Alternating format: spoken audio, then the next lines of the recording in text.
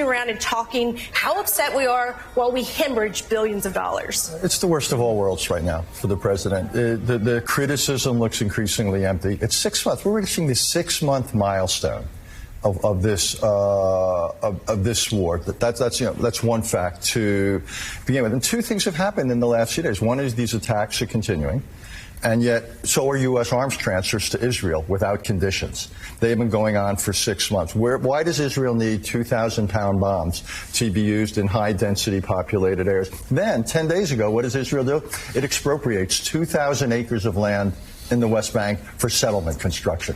Where is the White House reaction to that? That is how you undo even the possibility, Joe was talking about it, of one day getting to a two-state solution. If you're going to have a Palestinian state, the last I checked, states are built on territory.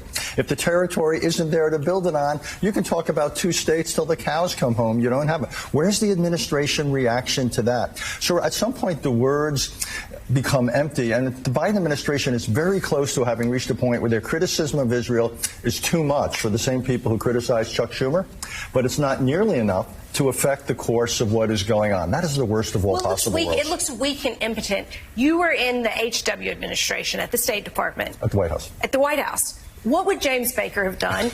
And seriously, that's what we should be asking ourselves, because that was a moment when we were a diplomatic superpower. Well, so we confronted Israel. And if you remember at the time, Israel was subsidizing people leaving the Soviet Union, and they were going into the occupied territories. We basically said to Israel, we'll help these people to get out of the Soviet Union, but we're not going to subsidize their going into the West Bank.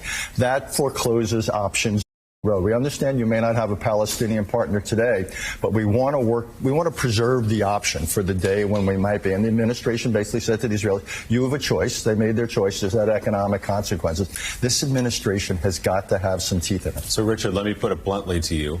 Does Benjamin Netanyahu give a damn that Joe Biden is upset, frustrated, and outraged by what he's seeing? And if not, what would make him give a damn? No, he doesn't. And indeed, increasingly, he's trying to position himself as someone in front of the Israeli body politic saying, you may not like me.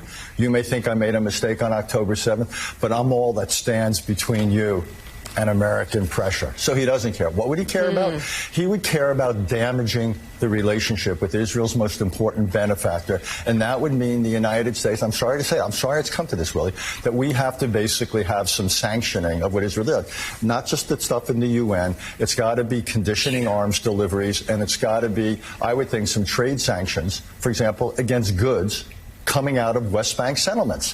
Why should they be able to come here, for example, without certain tariffs or other economic penalties? We've got to basically, we can't have a policy based on persuading Israel. We have to increasingly have an independent policy that reflects our interests and values. Coming up, our next guest.